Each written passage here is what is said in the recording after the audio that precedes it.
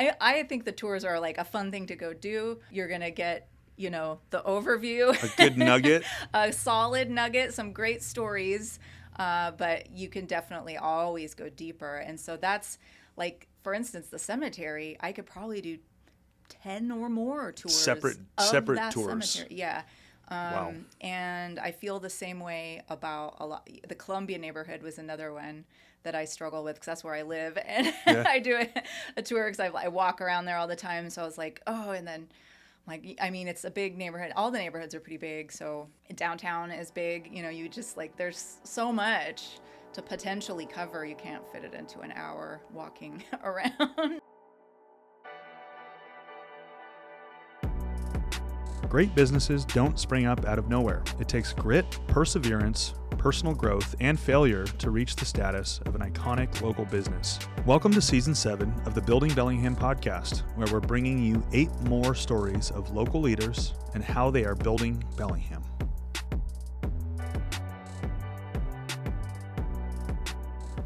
Well, welcome back to the studio, our little humble studio in the Cornwall Park neighborhood. And this is Building Bellingham Season 7, Episode 5, and another special guest, Kolby LaBree. And you are co-owner of Good Time Girls. Yeah. Many that are listening to this are in Bellingham and may have heard of you or may have been on a tour. But for those that don't know what you do, tell me a little bit more about what you do. Yeah, we mostly do guided walking tours of Bellingham history. So we do a lot of tours in downtown Bellingham and over in Fairhaven. Those are kind of two of our main spots, but also the cemetery and pretty much anywhere that I feel like doing a tour. Yeah, have some awesome. Stories about. So we just like to get people out. We're usually dressed in various historically inspired costumes, I'll say that. Yep. And just try to make it fun and highlight some of the fun history. We also, do a lot of other events. We've been doing some things we've been calling history happy hours, where we're kind of do a presentation and play games and have trivia, but also teach you about history at the same time. So we're always trying to have fun. Yep. A good time. And you'd mentioned a good time. And you also mentioned that there's a lot that as we're growing up that we have history classes. Right. But there's so much that we don't know about our local history or know there's some of the dark history in history, but there's also a lot that is not learned. Yeah. And they just can't fit it all in curriculum, right? So there's a lot of history and, so we learn some of the big picture stuff and you might get a few little trips to the Pioneer Park or somewhere, Yeah. But there's not like a whole lot of focus on things. So I was born and raised here. So everything that I talk about on my tours, never knew it before I started doing this. It's amazing that you could be here all your life and not know these things. So I encourage locals. You think your local history, think again.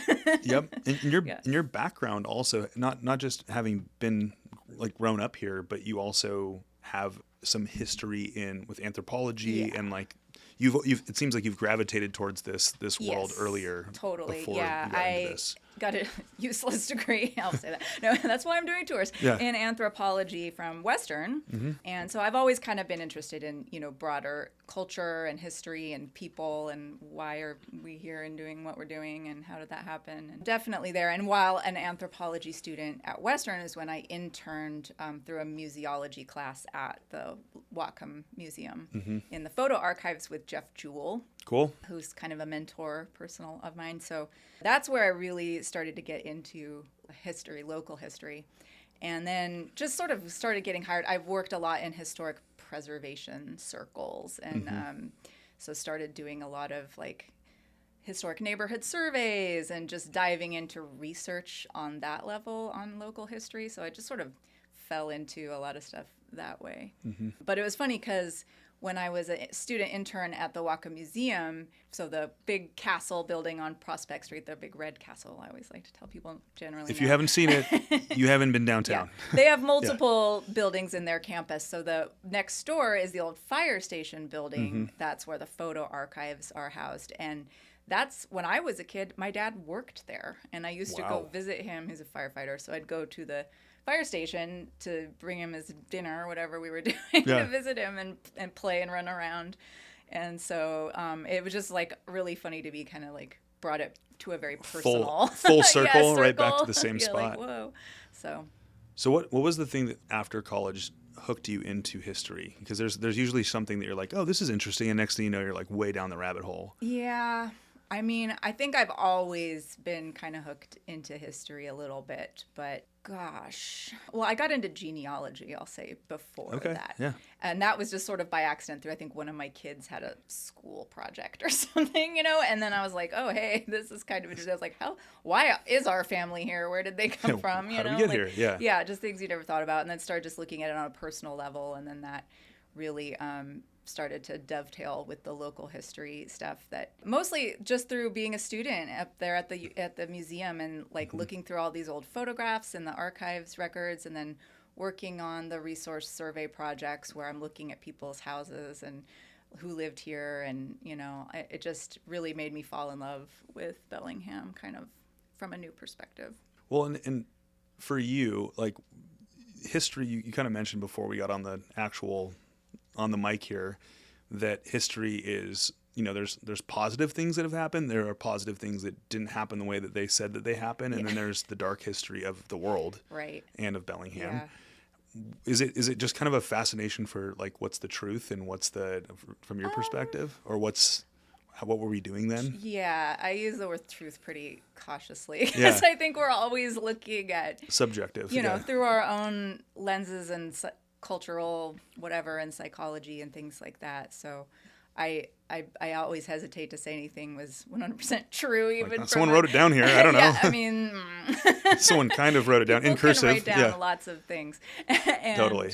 That's what's interesting, because like, a lot of people, this document, and I'm like, a person wrote that document. Someone's perspective. People make mistakes and see things from different viewpoints. And so, it's like, well, this newspaper says this. Well, look at, this newspaper says something very different, about the same thing. Yeah, about the same incident. So I always take everything with a little bit of a grain of salt. That's a really fair way of looking at it. But I enjoy the process of learning new things and getting new perspectives on things, because that's the fun part to me. Is like, oh, you think you know this story, and then it's like some little new thing comes to light that, somebody scanned a new document somewhere, and it's like, oh, wow, like this totally makes me think differently now about this, or that's the fun part for me. Why does it happen that way, where there's like usually some document that's recorded and everyone says this is what happened back then, and all of a sudden over time more information surfaces? Like, is it just that people that knew the other side of it didn't say anything? Well, we have a short attention span, I think, culturally. That's fair. And like now, I mean, the internet and digitization of historical documents, it's insane, like how much easier it is to research. I mean, to go through a newspaper archive and be able to keyword search. Mm-hmm. That's amazing. Like, that is so crazy. Like, you used to have to just, like, if you vaguely know a date for something and you're scrolling through a microfilm or actually flipping through old crumbling paper newspapers, and, you have no way of quickly searching through vast amounts of that data. It's like a needle in a haystack. Yeah. So, and I still do that. Do you enjoy that process? I do. Yeah. I mean, but I love being able to digitally keyword search for stuff. So I think it's just like right now, it's so exciting to be able to just like quickly scan through lots of things and get all this information that wasn't so easy to get before. But like, you'll see things just repeated over and over again, even in some of our history books. Like for instance, with the Historical Society right now, we're doing tours of the Roeder home. Mm-hmm. And that house, you'll see it on every website for that house that they say the build date is from 1903 to 1908, which is not right. When was it built? 1910. Started in 1909 with real construction. Plans probably in 1908, but certainly not 1903. But there was some little tidbits in the newspaper in 1903 about Victor Roeder buying property and starting to build a house. So you could have bought it in 1903. It didn't say where the property was. But then I have since then found other newspaper reports that say he sold his other property to take the one on Broadway Park, over here. Which so there's like 3 points that could have led to this, like, this is what happened. Yeah, you just assume he's talking about the Roeder home over here.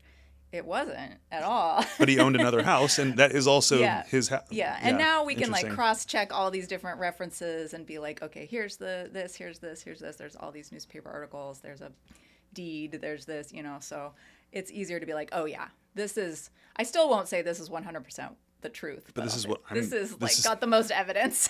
Got the most evidence that says this is what we can believe as of now. Right. Yeah. Exactly. Fair enough.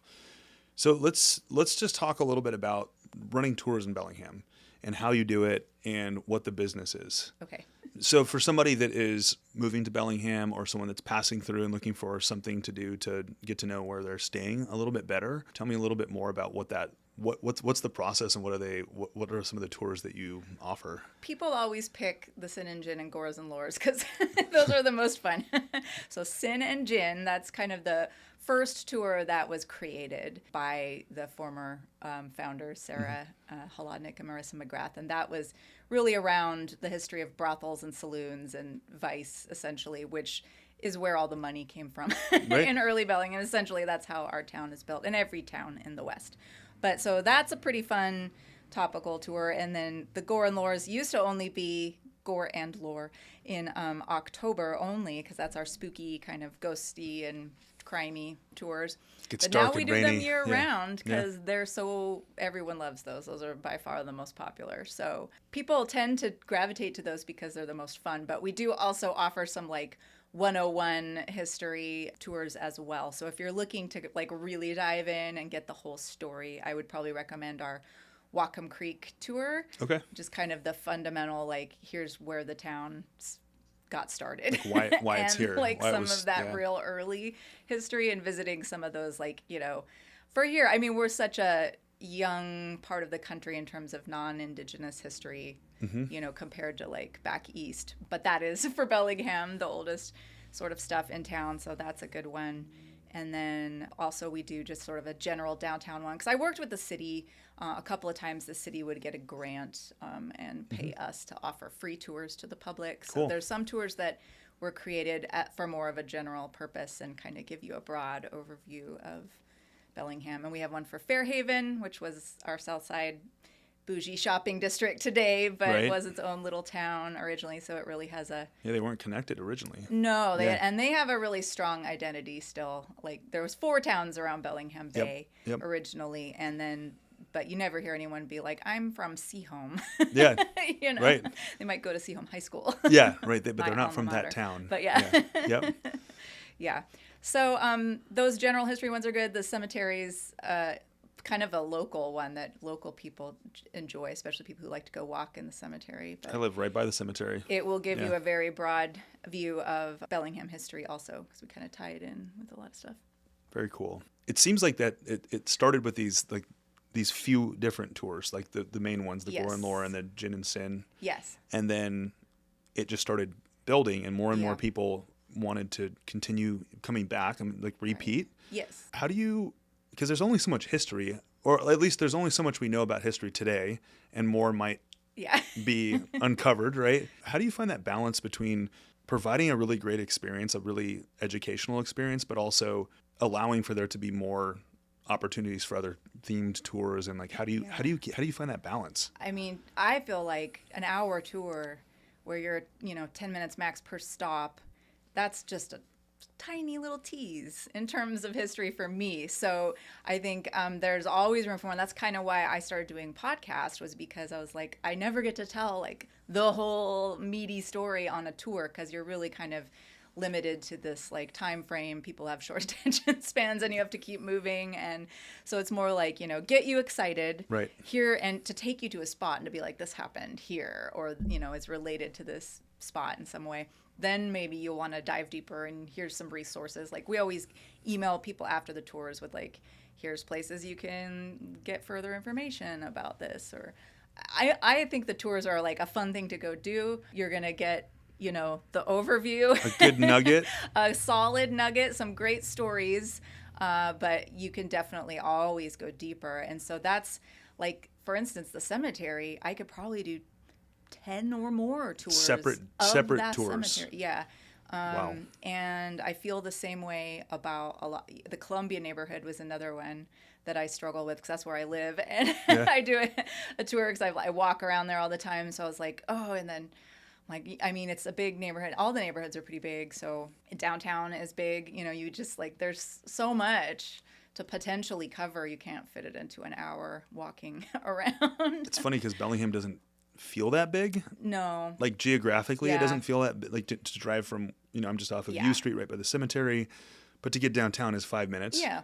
Or And 7 walking around minutes. on foot is a lot different. Like Totally. I have done some like bus tours and things like that, which give you a little more freedom to spread out around town and hit sure. more sites, which is fun. That's a whole different thing.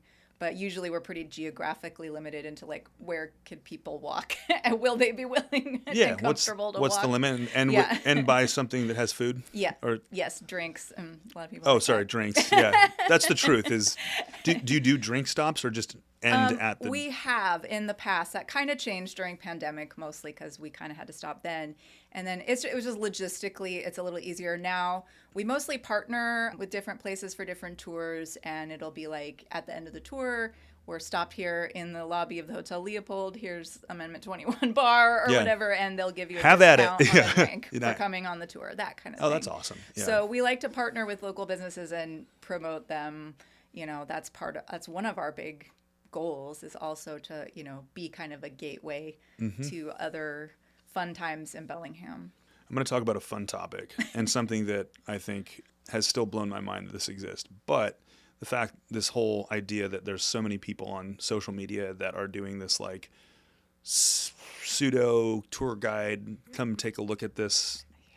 But it's such thin content. It's like Yeah. a video of someone eating a burger and saying 10 out of 10, whatever they say. Yeah.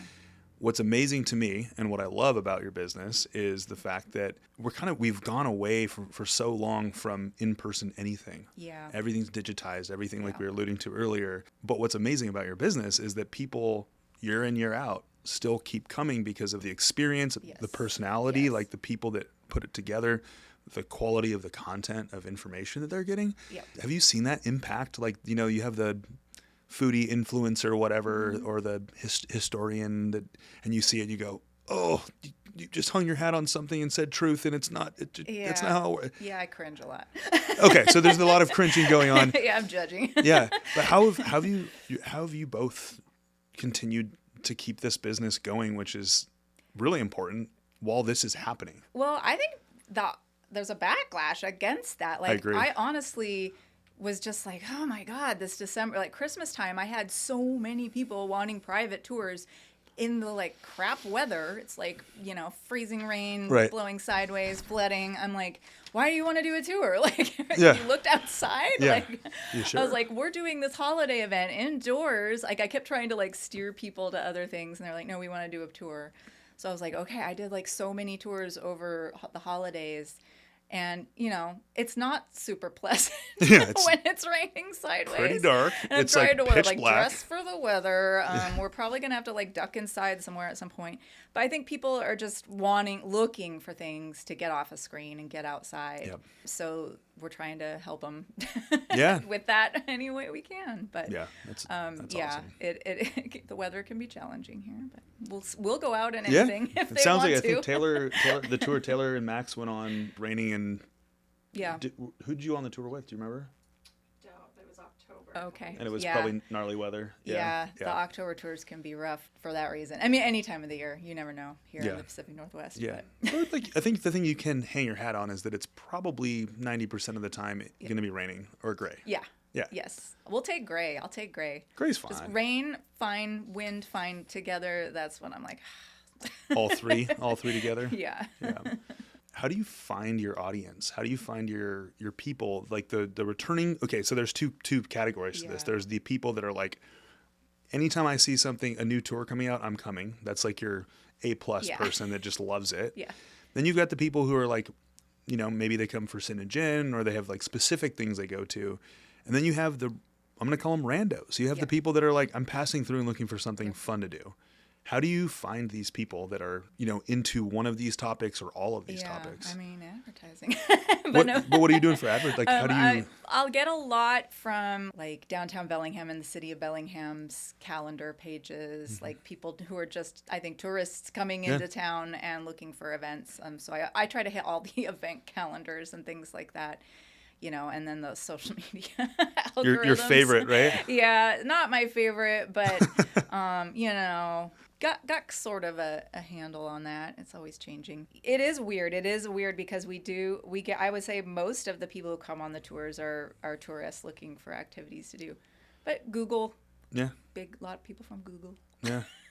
Yeah. And do you have people like tell a story about like I'm sure most of the tours are great. It's good banter. It's like people enjoy it. And then you have the people that are like debating with you or do you have weird like historian every debates? Once in a while you get one of those, like, usually That's not what happened.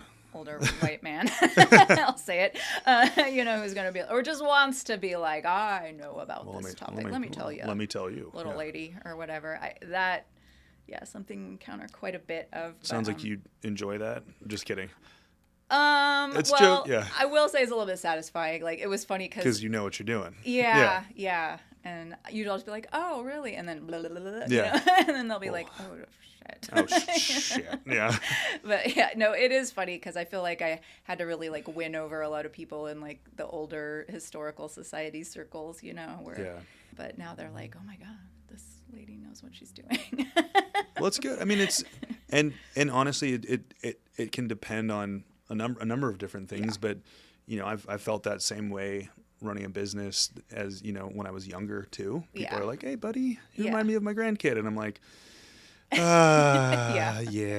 Your grandkid must be really good at this job. Yeah. I don't know. Snarky. Yeah, I think joking. It's something that's going to happen anywhere you go. But yeah, and it's funny too, because there's like people who are really niche into historical things. Like, I'm like, oh God, it's a train guy, A train guy. or whatever, there's like, I know everything about the railroads. And I'll say like, there's a lot of things like, Jeff Jewell up at the photo archives has like a photographic memory somehow. Like, he'll just know everything, dates, names, or a lot of things I'm still like, oh God, I don't remember. I gotta look that up. Was this one thing that happened? Yeah.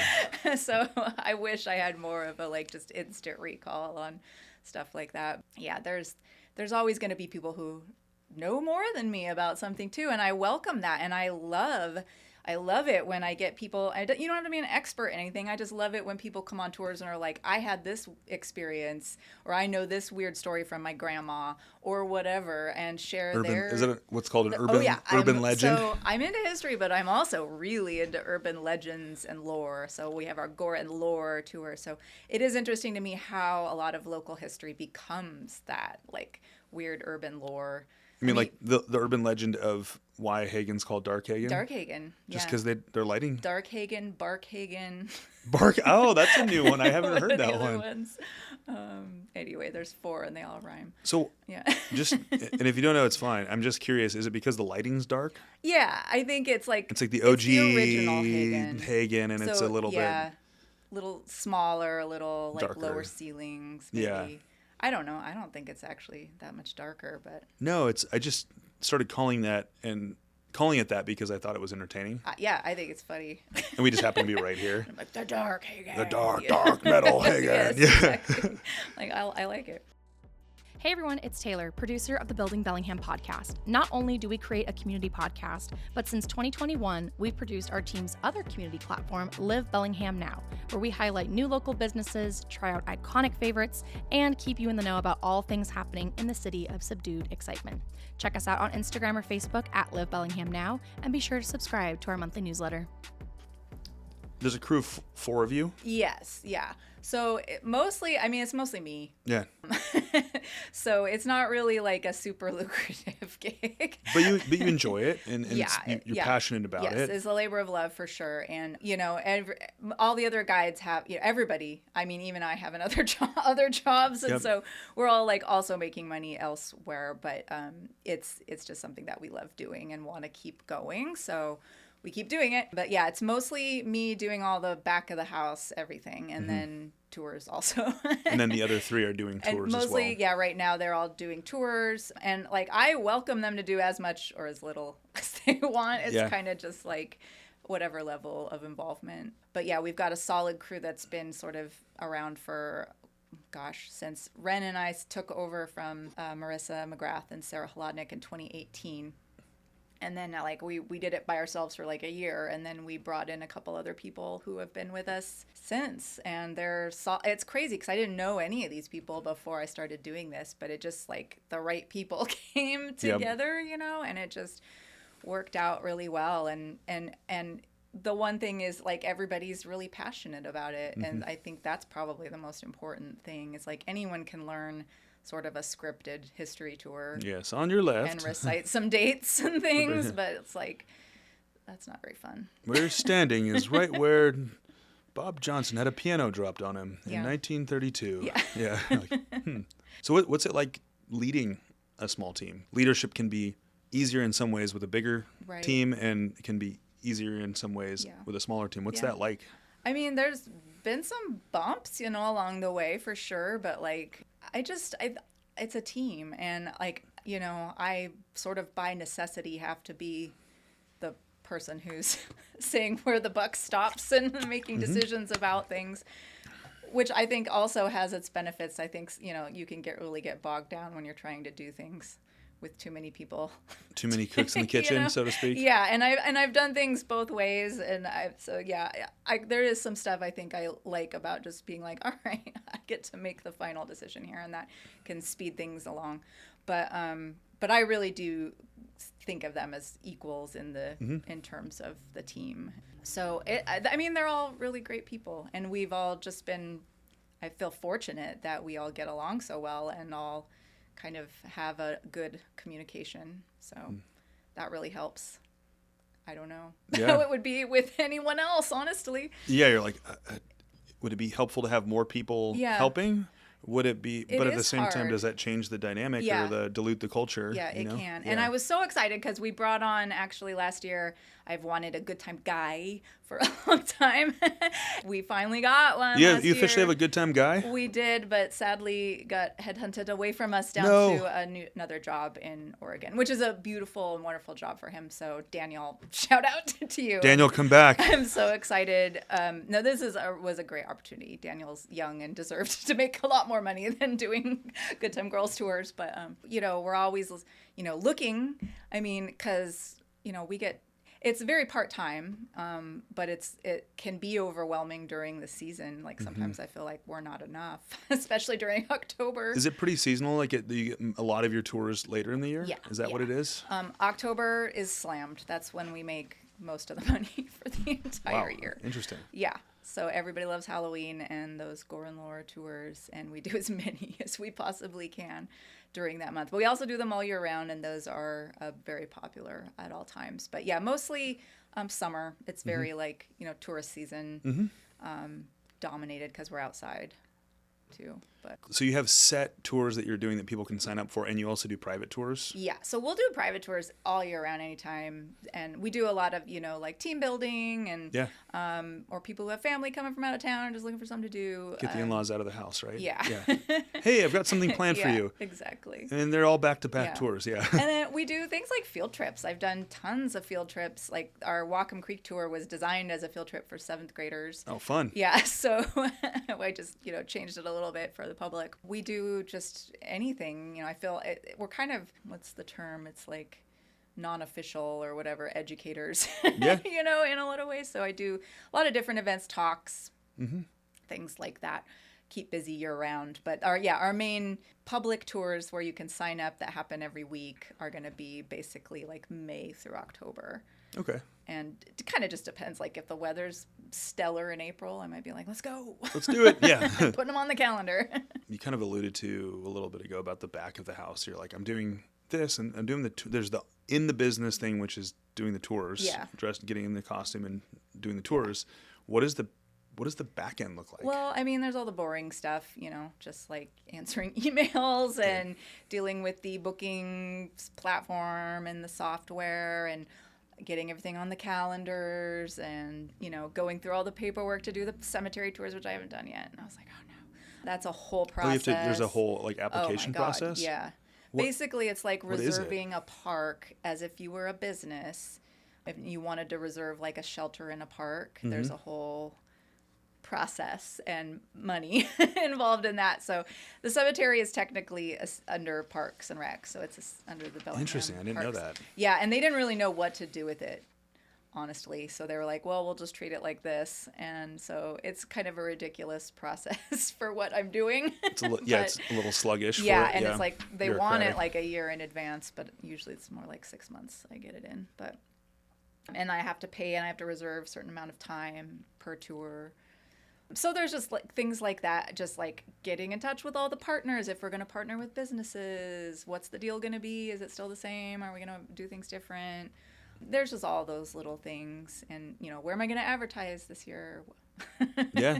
What are some of the places that you do? Like, what are just, you said Bellingham Alive, Bellingham Alive, like nice. Cascadia Weekly. Like I'll try to pick like a print source usually Yeah. or two, and then the rest is mostly online. Yeah. And whether I decide to like boost anything or not, Like, you know. I don't want to do it. Yeah. So I don't usually. It's usually enough just to kind of organically let everything happen. But, you know, if there's something in particular. Yeah. So those are kind of the main things. And then I've been actually more, I'm like, I'm going to focus more this year on flyering and postering. Yeah. Like that's kind of an old school thing. And I got kind of sick of doing that at first. I was like, nobody looks at these. And then I'm like, I think people look at these again. I think we're back. Yeah. I think it's back. There was I think it was probably a 8 to 10 year period where people were just not looking because there was so much spam. Yeah. And then everybody's now so inundated with spam on social media and on the internet and Right. email marketing Yeah. that I think we're also like, we've switched a lot over to like, you know, postcards and like handwritten letters to people and just. Yeah, I'm feeling the same. Yeah. I was like, I think I got to get back into printing stuff again here. Yeah. Yeah. And also you get the opportunity to bump into the person too and like attach a person behind whatever this is. And that is a challenge for us because we don't have a brick and mortar location. So we're kind of nebulous in that way. Like there's not like a specific place you can come and find us other than online. And we have a phone number listed, which is just like a Google number. And it was actually really funny because so I never answer the phone, right? It just goes to our voicemail and I go, screen it and call them back. Yeah. But I got my first please send nudes, which was interesting. Oh, do tell. Yeah, what? Got a text message. That's what it said with a little emoji. That was first for me. I was like, I mean, we are the good time girls. So some people think that's a literal thing. So we're listed in the phone book. Yeah, please, you got to elaborate on this. This is hilarious. Phone books, right? They're still a thing, weirdly. Like you get them, but they're very thin. They're not as big of a deal as they used to be. But it came in the mail to my house or something. And I'm like, I was like, I wonder if we're in here. Because like I've never submitted us to be in any phone book. So I was like, how does this work? And I looked in there and it's like something about funerals, funerals. And then it's like good to go. And then it's good time girls. And there's no explanation, right? Just good time girls and a phone number. That's amazing. So I was like, hilarious. Like we might get some traction from this and we might get a lot of weird stuff from this. I don't think anyone's going through that phone book, but maybe. I don't know. Clearly somebody did. And yeah. I don't know. Well, I mean, our phone number's listed on our website and everywhere else too, on our brochures and everything. But yeah, most people don't call and even fewer text. And so that was just funny to me. I was like, oh my God. You're like, what are we advertising? Yeah. There's that. Yeah.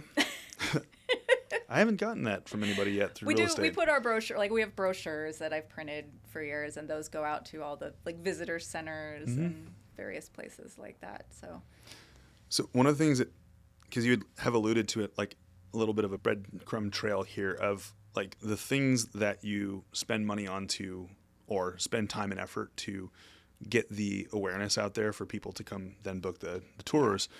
It seems like without a brick and mortar, your overhead must be relatively low and it must be relatively sustainable. That's the only way to keep it going. Fair enough. Came down to that. I was like, well, okay. Just do it from home. I mean, a lot of and it's a totally viable way to do it. Yeah. No, if we could like rent a closet of a space downtown, I mean, we've thought about that a lot or talk to some businesses about like, just like give us a little corner to like store a sign in or something, you know, but it's just not worth it. Yeah. But that's also created sustainability, which is really cool. Yeah. I mean, I've talked to many business owners who are like grappling with one crazy overhead expense. And I'm always fascinated because I'm more in the category of like, we have overhead and we have, you know, income and overhead. And like, you're trying to figure out how do we make this sustainable and also not work every day, Yeah. all day, Yeah. but also still make money enough to like sustain this. Yes. And I'm very fascinated with businesses that have, like yours, that have figured out a way to Yeah. be scrappy Yeah. and just go, we just don't have all this overhead. Yeah. I know. When I originally like took the numbers that I was given when I took over the business and I went to like, what's the little group that does like free business counseling advice or Is whatever? it the Small Business Center? Yeah, I forget. And I was like, I'll just make an appointment and go see what they think about this, and they were kind of looked at me like I was nuts, and I was like, what am I doing? Is this, is this anything? But honestly, I just didn't have anything else going at the time. So I was like, well, I'm just going to go for it and see what happens. And yeah, so it's just been kind of a combination of like, I haven't had anything better, and I love this, and I love doing it. So I'm lucky for Bellingham. Lucky for Bellingham and lucky for the people that come to the tours. And, Yeah. and it sounds like you have your time of the year. It seems like you've created some sort of cadence to it, or not. It has created itself. Yeah. And so you know what to prepare for. Yes. So you know when you're going to be slower and when you're going to be busier. Yeah. How do you plan ahead for that? Like how do you... Every year, I wish I planned better. That's fair, yeah. Every year, I'm like, next year, I'm going to do this. But I get little baby steps. But yeah, it is interesting because we go so hard, or at least I do, during the season that it is nice, to have a little bit of like, I mean, really, it's only like November.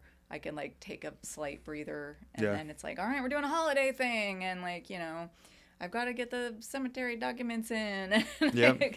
And then, I don't know, and we've, like last year we did 2 big sold out gigs at the Mount Baker Theater Walton Room, not the big theater. That's but still awesome. Still, it Yeah. was like a dream come true to do something like that. And it was so fun. And, so then we were like, well, I really focused on trying to do more stuff like that during the off season. And we did 2 sold out Ranch Room, Horseshoe Cafe history nights over the summer, which isn't a huge space, but we ended up doing 2 because it sold out. And, so just fun things like that I would love to partner with more places. I'm looking real hard at the Oddfellows Temple Room right now. Where is that? In the old Oddfellows YMCA building. Across from the current YMCA building. So Orion is the main bar in the front, and then they built what they call the Oddfellows Temple Room. I've been back there so cool. randomly.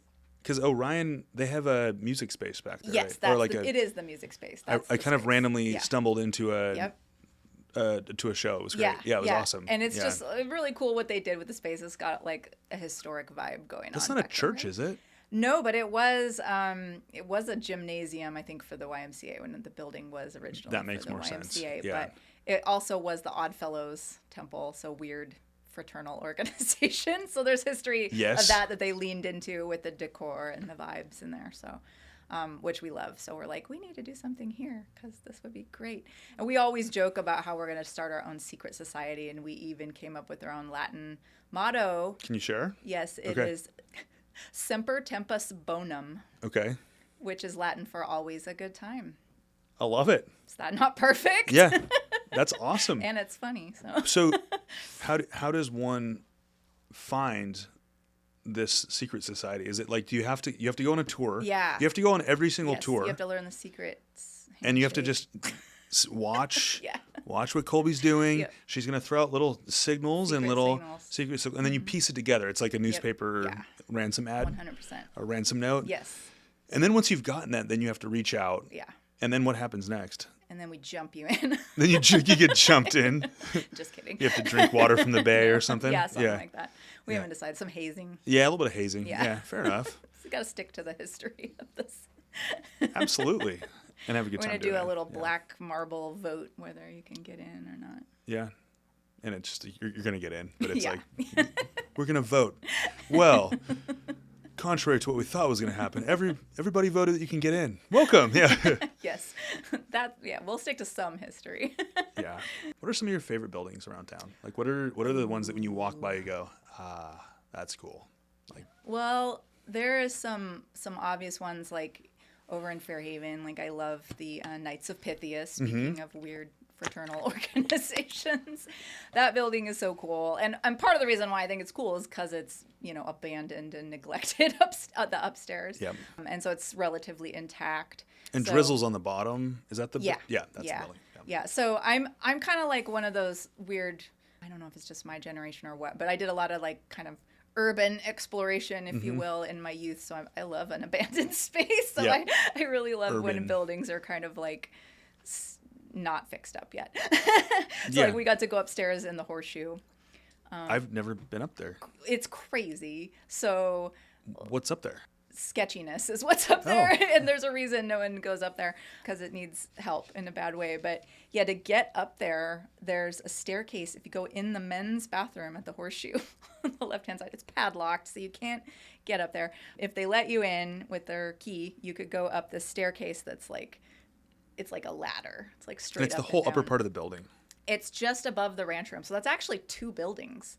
The horseshoe is 2 old buildings. One, the cafe side is a 1-story building, and the ranch room side is a 2-story building.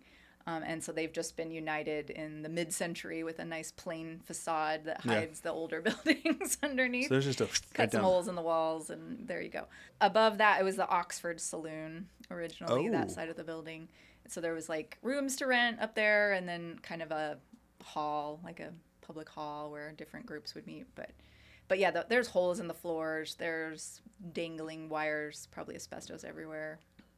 But So, but you still, at this time when that was in use, you still had to go up a strange little staircase ladder to get there? I mean, I don't know. I think there's another way to get up there, but there's like one whole room in the front is just filled with old water heater tanks and boilers and stuff. So you can't get through. Bizarre. I'm just thinking about a steep staircase, saloon, probably a lot of whiskey, and then going back down a steep staircase. Yeah, I think there's another staircase that goes up there. I'm pretty sure, because I went up that one time and it was like boilers, can't go any further. So you have to go up the back to actually see anything. So there's 2, probably for fire safety. Interesting.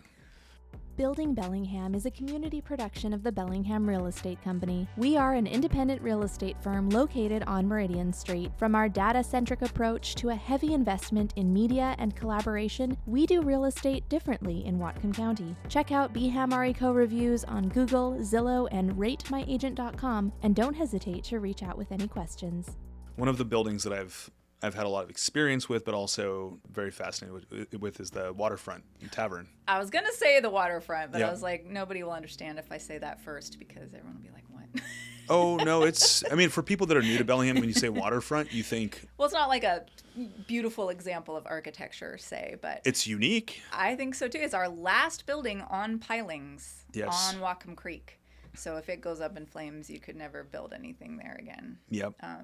But there's a lot of history. It's been moved from what please correct me if I'm wrong, but from what I understand, it's been moved. Well, I mean, as a business, the Waterfront Tavern started out in a different place.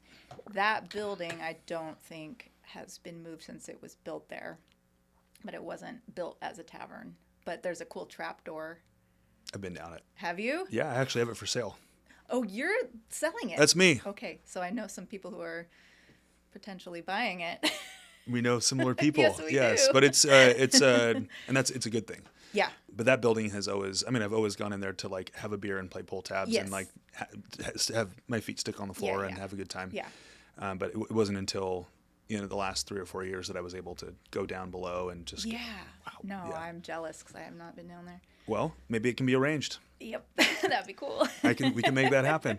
But yeah, I mean, there's not a lot left because, I mean, and I'm not against things getting fixed up and, gentrified. Right. Because I think change is the only constant and, nice things are nice too. But There's a lot of new that's not great quality, and there's a lot Yep. of old that is great quality.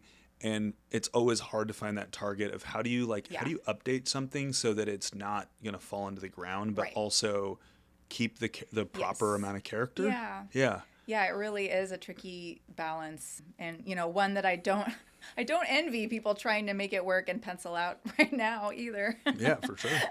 But yeah, it's funny because I've done so much historic preservation stuff, but it seems like that's on the back burner of a lot of people's Yeah, priorities right now. isn't that something that Bob Hall focuses on? Is Yeah. that's I met him in the beer garden and at Downtown Sounds, and he was just talking about his passion for old buildings. Yeah. And he sounds like he wrote a book too. And Yeah, and it kind of takes people like that have the Yeah. connections and the drive and Yeah.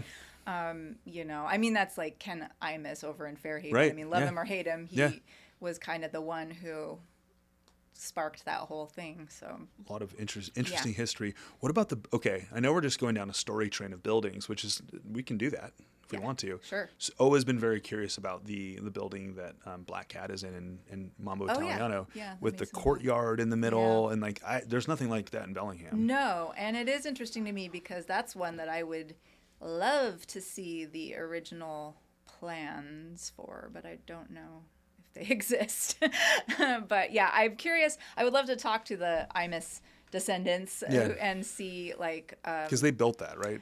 That was the first one they restored, that they purchased. Understood. That Ken Imus purchased and started restoration on. And I think it's pretty faithful to the original layout of that interior, but definitely a lot was, had to be redone. So it's really, I just am curious as to like, there's not any old pictures of the interior of that building. There's like a few of the gentleman's club upstairs, but it just shows that part. Was that where the Black Cat was? No, it was where the salon is on the 4th floor, which a lot of people get that confused. So you might see that it was where the Black Cat was, but it wasn't. It was the 4th floor. Because that place, love going to, there's a number of different businesses that we go to when we go into Fairhaven. Yes. It reminds me of probably 6 or 7 years ago, I went to the Stanley Hotel in Estes Park. Mm-hmm. And when I would go up higher, obviously in the places that there aren't businesses or there's offices, it gives me the same, like, I don't know how to explain it, like the hair on the back of my neck. And I'm not like I think it's because they're crooked old buildings. It's like fair vertigo. enough. Okay. See, I was trying to make a connection on an urban legend there, and just. But I mean, that is the haunted hotspot of Fairhaven. But I mean, that was my first job when I was 15 years old. My first real job was dishwasher at what was then La Creperie in the Black Cat spot, and then they opened the bar and called it Le Chat Noir, or the Black Cat in French, and then now it's just all the Black Cat. But they just got all away from French. Yeah. They're like, Americans can't do that. They can't. That's too much. So, but I feel like my formative years, I spent a lot of time in that building. And it didn't have an elevator then, so when we take the garbage out, and there was no recycling, so it was like food waste and wine bottles and everything in one big can down down all those stairs and fun backwards in the snow, barefoot. But, yeah, right. But it was uphill both ways. Mm-hmm, yeah. Mm-hmm. And the state-run liquor store, we would have to I was 15 and I was bringing cases of booze back. Where was the state-run liquor store? Yeah, it was that weird strip mall that's kind of sandwiched behind the Fairhaven Towers and the newer building that just got built. Is it called the Opera Building? Maybe Opera House? It's where like Mount Bakery is. Little strip mall there, the single level strip mall. There used to be Trek Video or something was in there. I'm trying to think back in the day when we could. Back. I think there's a Wiku. There's a Wiku in there. There's a Wiku there too. By the way, just for the record, I would say the vast majority of our listeners know what a floppy disk is. Okay, great. So as you're making references, just know the audience is like probably late 20s to beyond. Yeah, I know. That's like my first question when people come on tours is like, how long have you lived in Bellingham, or where how long have you been alive? That kind of thing. Because I've always if I make references to certain things, who is gonna know what the hell I'm if you say Dark Hagen, they're not gonna know what you're talking about, right? But if I get a group of a bunch of locals that have lived here for a long time, I'm like, I can make all these inside references that other people won't know. Yeah. On your tours, how do you? Because there's the content that you want to, give to people. Yes. But then there's also your personality and there's how you want to deliver it. And then you ask some questions and you kind of read the room. How do you make that gauge on these people don't like jokes? Yeah. Or do you just say, I don't really care if they like jokes or not. We're going to have a good time, or I'm going to have a good time? I mean, that's, part of it? Yep. So if you can tell that it's kind of a stiff group, you're going to just go, you know what? At least I'm going to have fun. It depends on how I'm feeling. Yeah. Honestly. Yeah.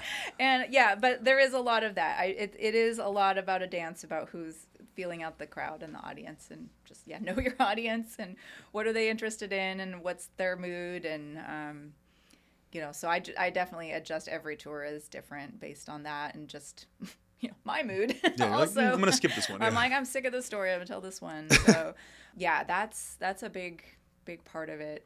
Yeah.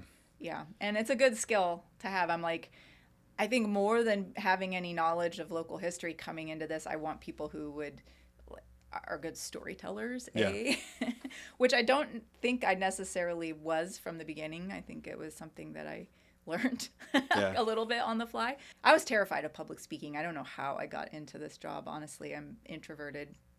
Yeah, but you seem like you're doing fine. Yeah, and I did performance art, but I did like dance, where you didn't have to talk to people. Yeah. So it was like really nerve-wracking at first, but I love it now. I do find it exhausting. Yeah, you need like some pretty solid recharge I'll time. be like, okay, yeah. I did 3 tours a day. I don't talk to anyone for 3 days. And don't talk to me. Yeah. Stay away from me. But no. But as a business person and also like you just mentioned, you're running a business, you're an entrepreneur. How you pushed yourself as an introvert into public speaking? Yeah. And maybe you were kind of thrust into it because it was, coupled with something that you really loved and were passionate about. But what would be your advice that you could pass along to other people that are doing large scale business, starting a business, whatever it is, to kind of conquer those fears? Yeah, I mean, I think it feels good to like work through some of that stuff and to push myself and to, it just makes you find kind of like new strengths, or like you survive that, you can do this. Yeah. Like it just gives you more confidence to push through things sometimes. So yeah, I think that's general advice for anybody with anything in life. Do it. It feels good on the other side. And that's the stuff I'm saying to my kids all the time. Just do it. Yeah. Do what I say. What doesn't kill you makes you stronger. Yeah. You have to have all these these mottos. Yeah. But I mean, honestly, and I just am like, I've lived through worse things. Yeah. You can do it. Just. Yeah. What's the worst that can happen, right? Yeah, exactly. What does the future look like? What do you like as far as your drive to continue and the crew that you have right now? It just sounds like you have a wonderful crew. Yeah. Looking for who's the good time guy out there that's going to join? One good time guy, and I think guys are scared of us a little bit. So why? I don't know. I mean, we are the good time girls, which is like a weird name. Like I didn't choose the name. I probably wouldn't have chosen that name. But I mean, you wouldn't have gotten a text that said "send news." That's right. Probably not. Which. Yeah. I mean, I'm over 50 now. I do not identify as a girl. If I ever did, I mean, like, what does that even mean? But obviously, the name is a euphemism, so it's an old-timey euphemism for sex workers. Totally, right. So, like, they never came out and said prostitutes or sex workers in old-timey times. They were like, ladies of the evening. Yeah. So it was, and the name is a great name because that's what we were about, is having good times.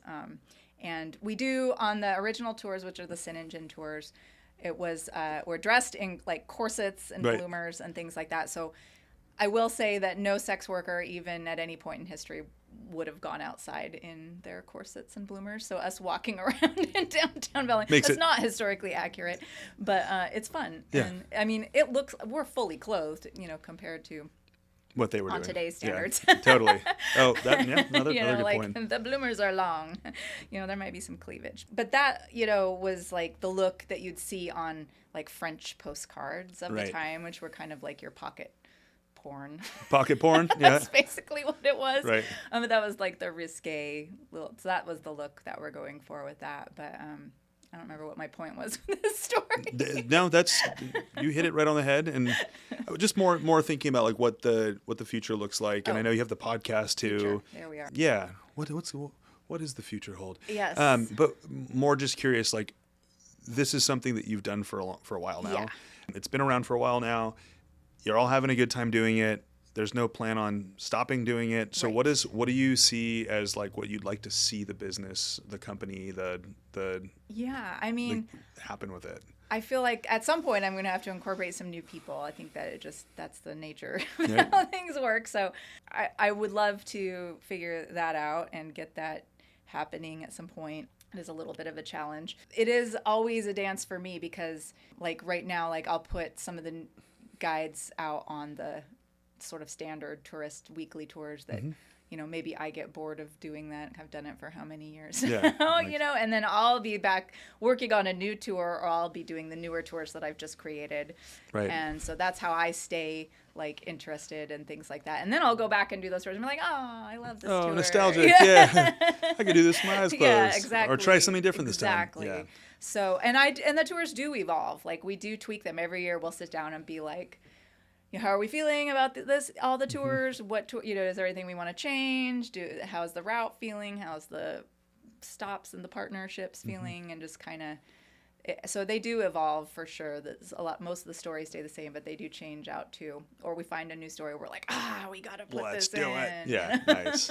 So, yeah, they always change. So we're keeping things fresh that way. I've been thinking about sort of offering more of just a like welcome to Bellingham. You just want someone to show you around and tell you like the real tea. Yeah. Because I think I might be good at that. So not just history, but just sort of like a more general, let's go drive around Bellingham. Like I've been trying to figure out ways to incorporate and partner with, there's like the party bus people Right. and stuff like that. So just different things that we could do to kind of branch out. But I think walking tours are like, that is the kind of the biggest thing. So I get all these other ideas for doing other things, but that seems Like the to events be, and like I'm like, I keep trying to get people to go to these events because it's cold outside. They still want to go outside. So it always comes back to the tours, honestly. It's your the staple, walking tours. Yeah. So those will never go away. Well, and you should definitely talk to Taylor running Live Bellingham now as far as like collaborative stuff that you can do as part like the Welcome to Bellingham and the historical stuff. Yeah.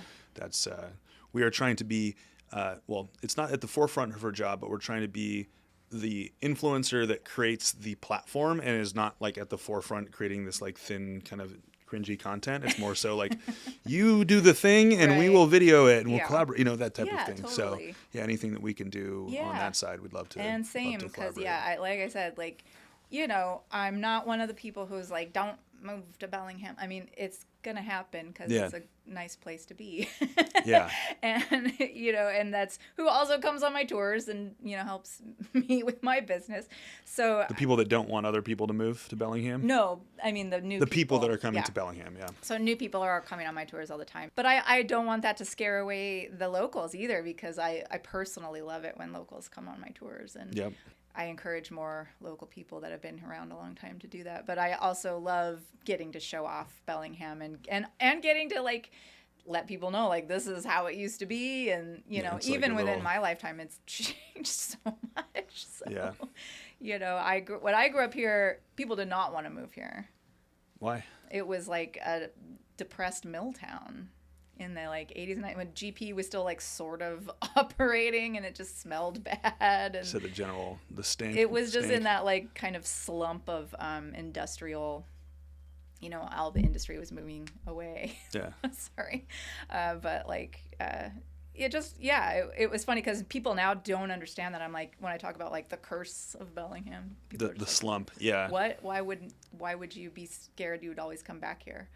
I was like, come on one of my tours. I'll tell you all about it. I mean, if you look at like all of our waterfront beaches are all industrial sites. They're all brownfields. And so imagine like when those were still like not parks even, like there just wasn't, it was kind of a gloomy industrial place for a lot of years with not the emphasis on the natural resources.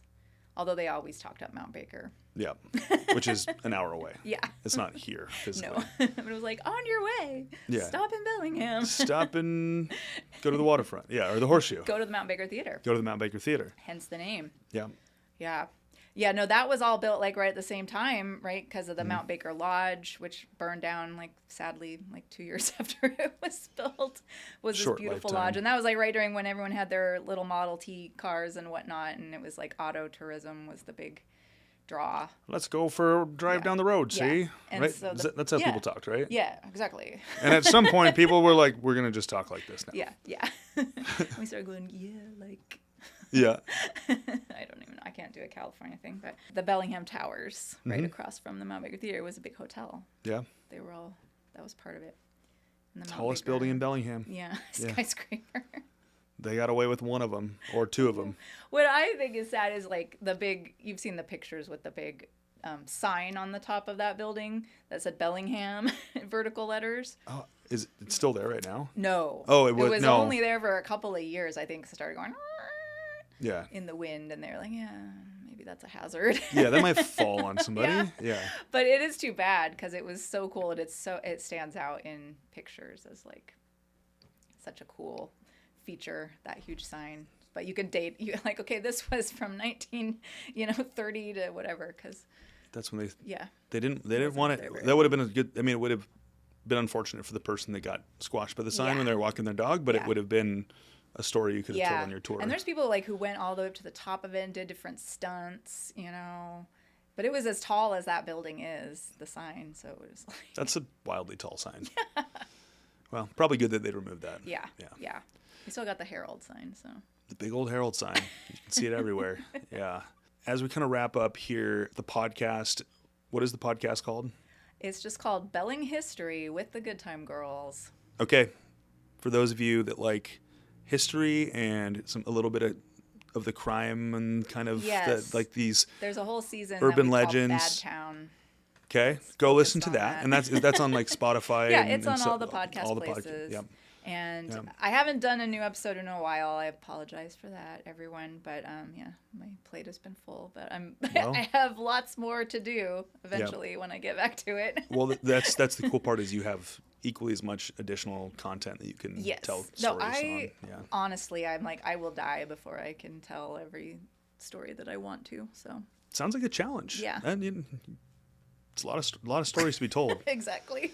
And then so on Instagram, Good Time Girls on Instagram and on Facebook. So if you have been on a tour and you're not following to keep up with what they're doing, you should go ahead and follow. Yeah, and we have a mailing list. Go to our website and bellinghistory.com. I only send out an email like 2 or 3 times a year because that's how I roll. That's great. So I won't bombard you, but you can stay up with us that way. Love it. And the best place to find tours is on like the calendars on the Belling. Yeah, just come on our website and it'll be all linked up on there. We have a little calendar on there. But yeah, you can follow us on social media. Go on any of their local calendars. We're usually on all those. But or go on the phone book if you're a phone book person. Or let your fingers do the walking. Yeah. As they say. Yeah. Good Time Girls, right below Good to Go, whatever that business is. Yeah. Yeah, there's no guarantee of what you'll get, but it will be good to go. Yeah.